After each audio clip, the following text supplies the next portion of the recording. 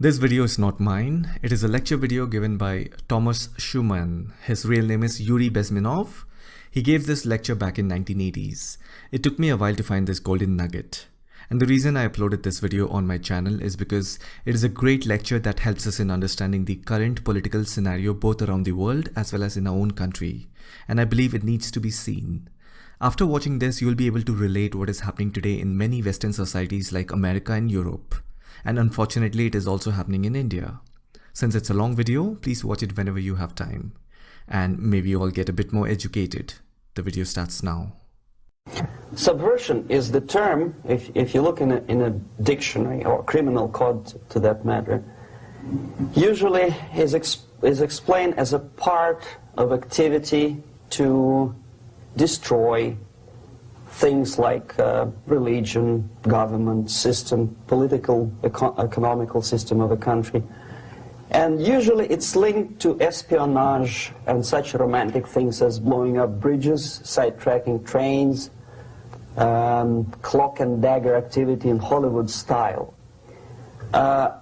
What I'm going to talk about now has absolutely nothing to do with the cliché of espionage or KGB activity of collecting information.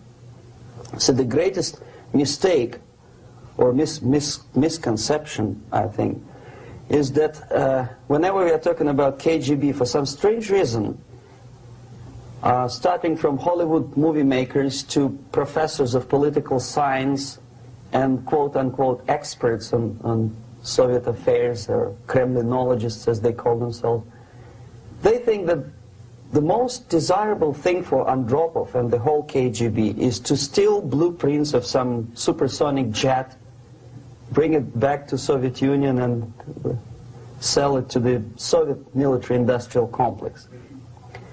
It's only partly true.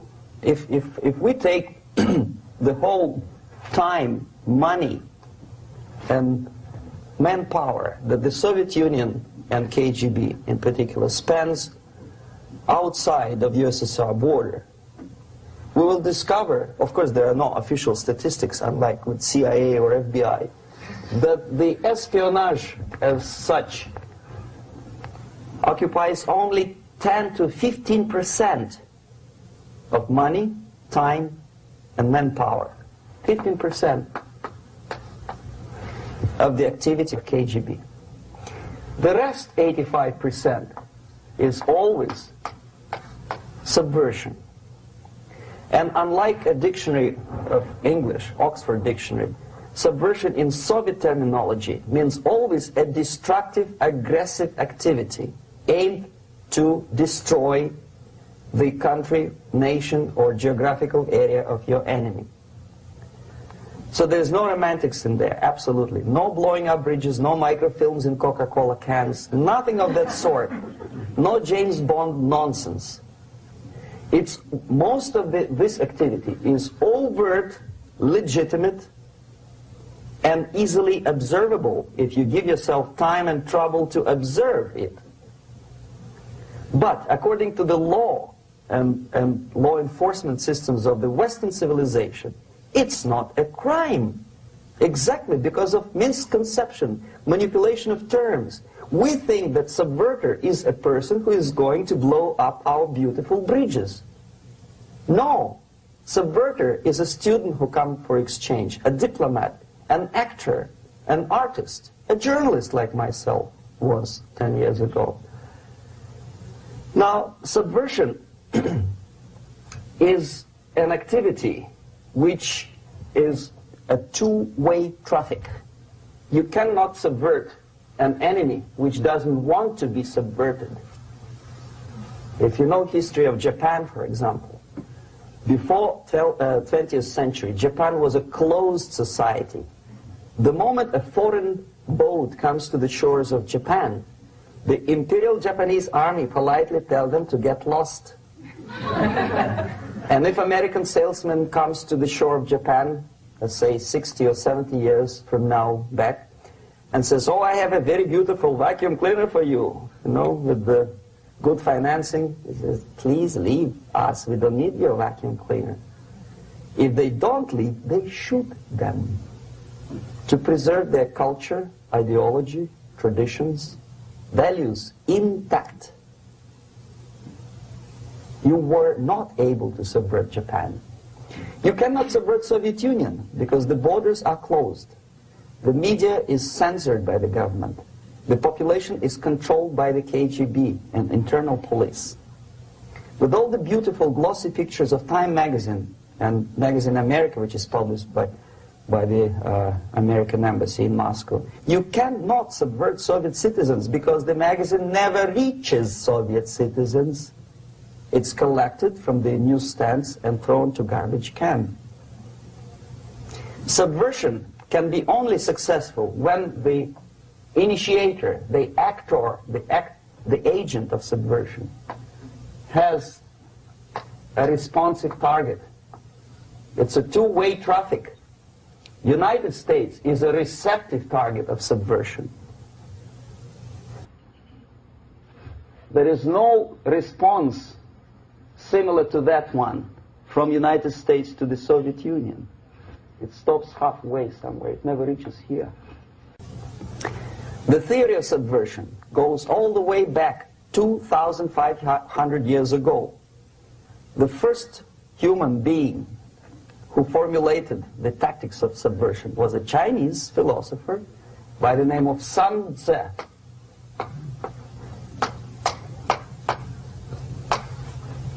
2,500 years BC. He was an advisor for several imperial courts in ancient China. And he said, after long meditation, that to implement state policy in a warlike manner, it's the most counterproductive, barbaric, and inefficient to fight on a battlefield.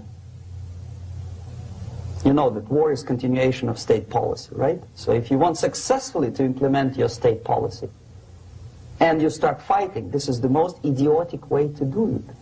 The highest art of warfare is not to fight at all, but to subvert anything of value in the country of your enemy, until such time that the perception of reality of your enemy is screwed up to such an extent that he does not perceive you as an enemy, and that your system, your civilization, and your ambitions look to your enemy as an alternative, if not desirable, then at least feasible. Better red than dead. That's the ultimate purpose, the final stage of subversion, after which you can simply take your enemy without a single shot being fired, if the subversion is successful. This is basically what subversion is. As you see, not a single mentioning of blowing up bridges. Of course, Sun Tzu didn't know about blowing up bridges. Maybe there were not that many bridges at that time. But the basics of subversion is being taught to every student of KGB school in USSR and to officers of military academies. I'm not sure if the same author is included in the list of reading for American officers, to say nothing about ordinary students of political science. I had difficulty to find the translation of Sun Tzu in a library of a university in Toronto and later on here in Los Angeles. But it's a book which is not available. It is forced to every student in USSR. Every student who is taught to be dealing further in his future career with foreigners. What subversion is? Basically, it consists of 4 periods, time-wise. If we start from here and go this way, time, right? This is the beginning point. The first stage of subversion is the process which is called, basically, demoralization. It says for itself what it is.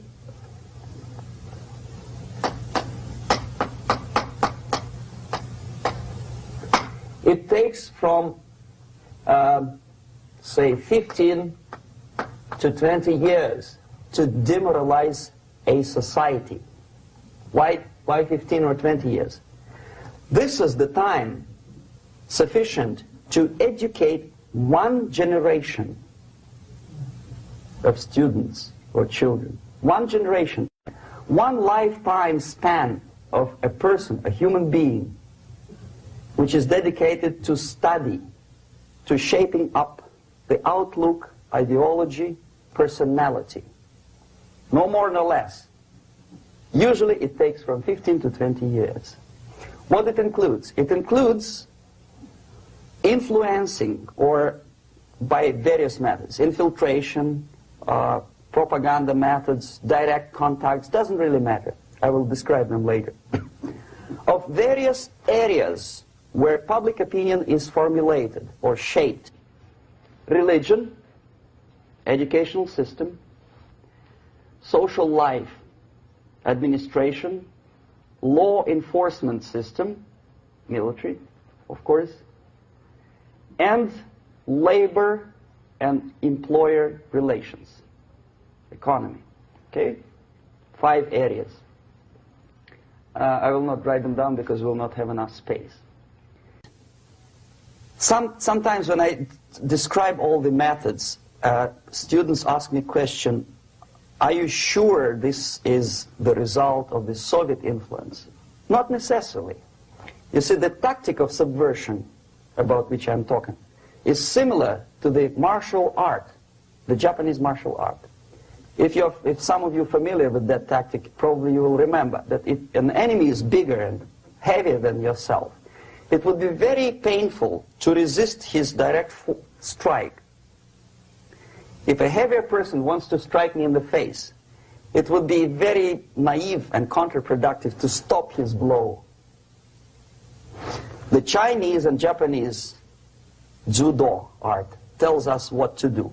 First to avoid the strike, then to grab the fist and continue his movement in the direction where it was before, right? Until the enemy crashes in the wall. You see? So, what happens here? The target country obviously does something wrong. If it's a free democratic society, there are many different movements within the society. There are obviously, in every society, there are people who are against this society. They may be simple criminals, ideologically in disagreement with the state policy, conscientious enemies, simply psychotic personalities who are against anything. Right? And finally, there are a small group of agents of a foreign nation, bought, subverted, recruited. Right? The moment all these movements will be directed in one direction, right? This is the time to catch that movement and to continue it until the movement forces the whole society into collapse, into crisis, right? So that's exactly the martial art tactic. We don't stop an enemy. We let him go. We help him to go in the direction we want them to go. Okay? So, on the stage of demoralization, obviously there are tendencies in each society, in each country, which are going to opposite direction from the basic moral values and principles. To take advantage of these movements, to capitalize on them, is the main purpose of the originator of subversion. So we have religion, we have education, we have social life, we have power structure, we have labor relations, unions, and finally we have law and order. 1, 2, 3, 4, 5, 6. Okay? These are the areas of application of subversion. What it means exactly? In case of religion, destroy it, ridicule it, replace it with various sects, cults, which bring people's attention, faith, whether it is naive, primitive, doesn't really matter. As long as the basically accepted religious dogma is being slowly eroded and taken away from the supreme purpose of religion, to keep people in touch with the supreme being, that serves the purpose. Therefore, replace it, accepted, respected religious organizations with fake organizations. distract people's attention from the real faith and attract them to various different faiths. Education. Distract them from learning something which is constructive, pragmatic, efficient. Instead of mathematics, physics, foreign languages, chemistry, teach them history of urban warfare, natural food, home economy, your sexuality, anything, as long as it takes you away. Okay? Social life. Replace traditionally established institutions and organizations with fake organizations. Take away the initiative from people. Take away the responsibility from naturally established links between individuals, group of individuals, and society at large, and replace them with artificially, bureaucratically controlled bodies. Instead of social life and friendship between neighbors, establish social workers institutions. People who are on payroll of whom? Society? No. Bureaucracy. The main concern of social workers is not your family, not you, not social relations between groups of people. The main concern is to get the paycheck from the government. What will be the result of their social work doesn't really matter. They can develop all kind of concepts to show to the government and to the people that they're useful. Okay, away from the natural links. Power structure. Okay, the natural bodies of administration, which are traditionally either elected by people at large or appointed by elected leaders of society, are being actively substituted by artificial bodies. The bodies of people, groups of people, whom nobody elected.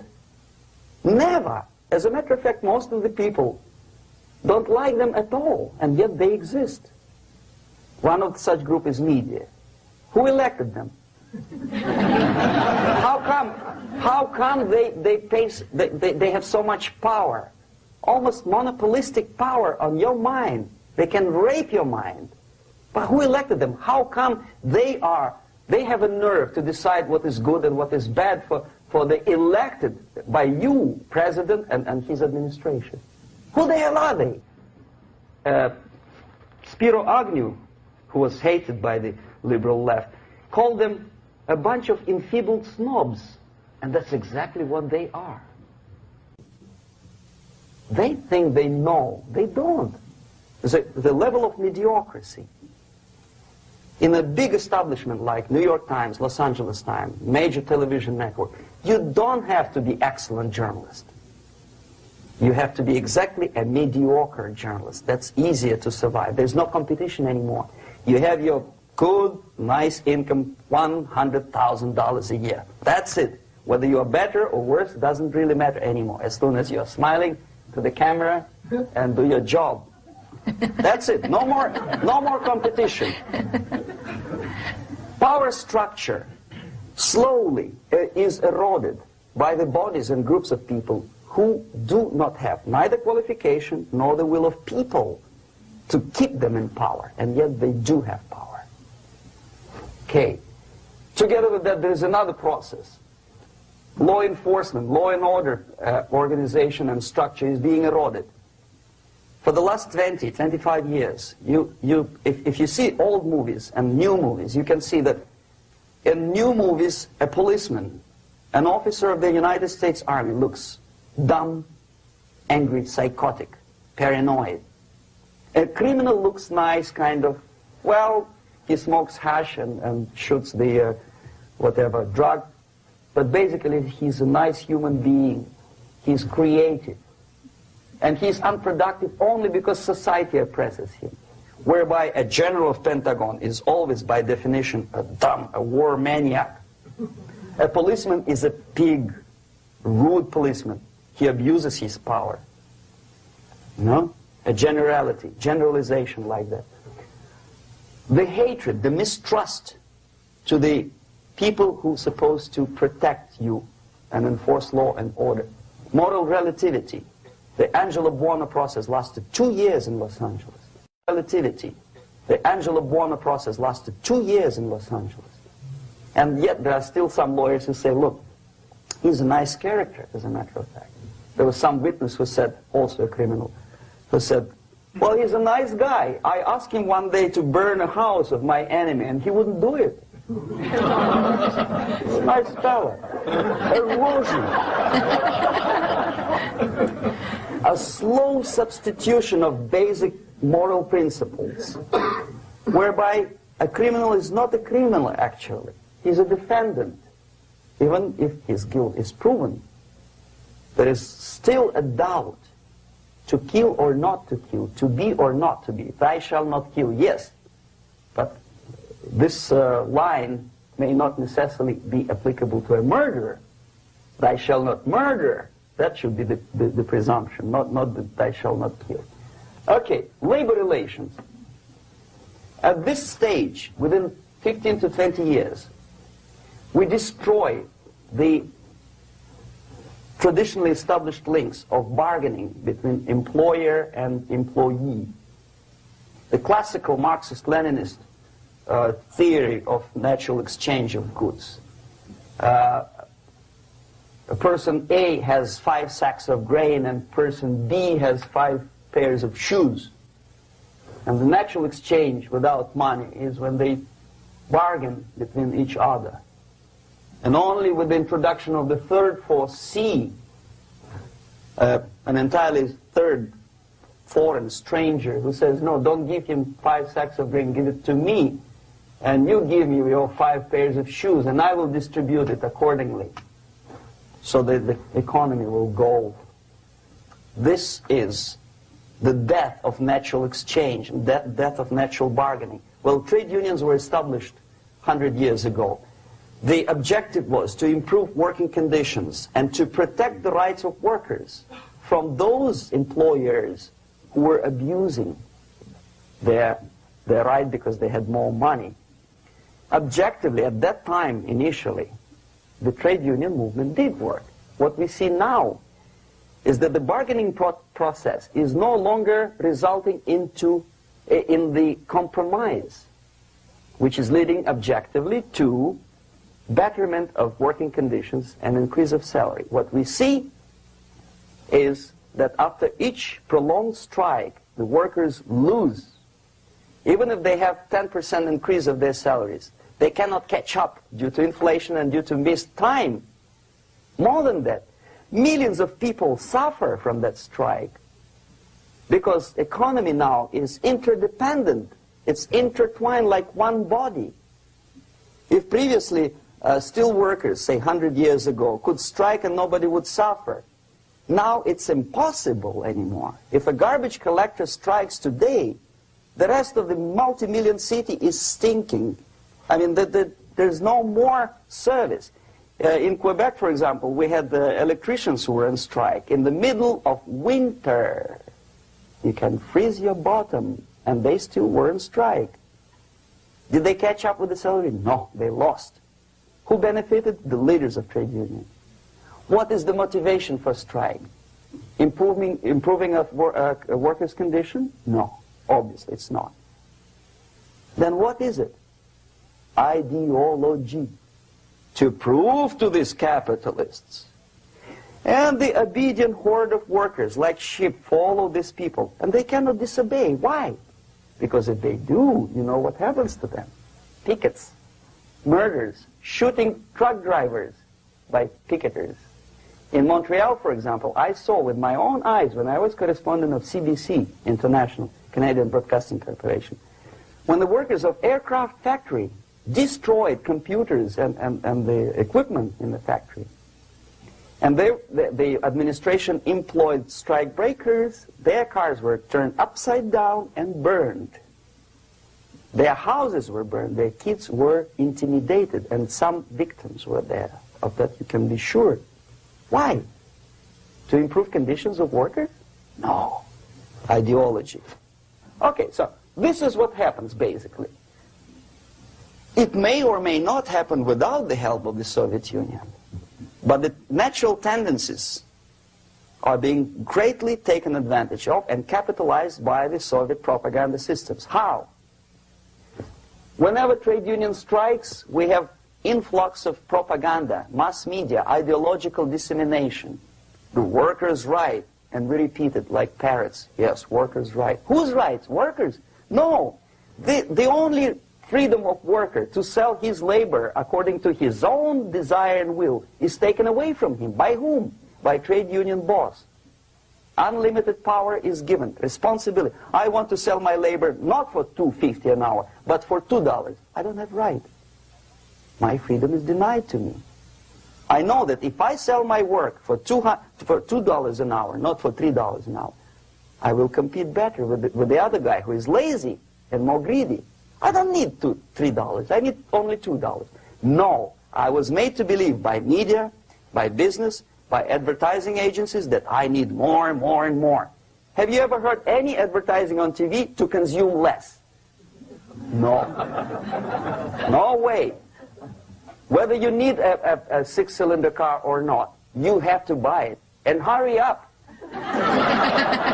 When I was driving here, on the local radio station, an excited announcer said, "You hurry up, rush and save, save, save. There's a pantyhose sale." Save by buying more. See? Of course.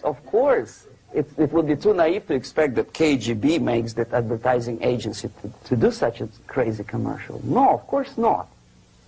But what we did when I was working for Novosti Press, we would snow plow editorial offices, student organizations, religious groups with literature of class struggle.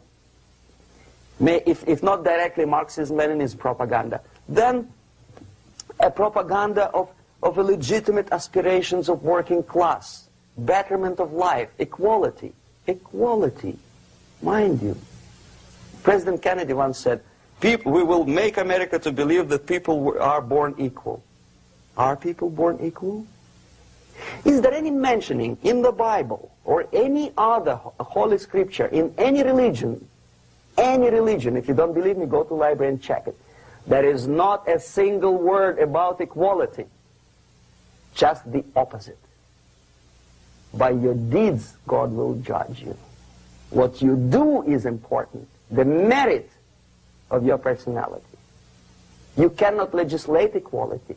If you want to be equal, you have to be equal. You have to deserve it. And yet we build our society on the principle of equality. We say people are equal. We know it is false. It's a lie. Some people are tall and stupid.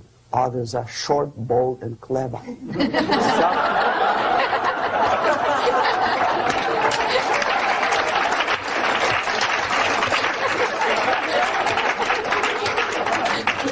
If we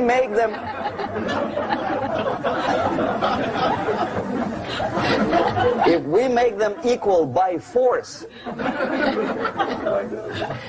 if we put the principle of equality in the basis of our socio-political structure, it's the same thing as building a house on sand. Sooner or later it will collapse, and that's exactly what happens. And we, as Soviet propaganda makers, are trying to push you in the direction which you go yourself. Equality, yes, equality. People are equal.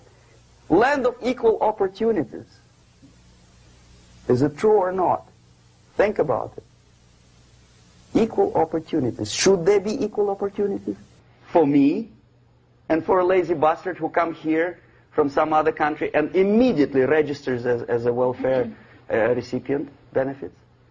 I never received a single dollar. No, sorry, I did receive once.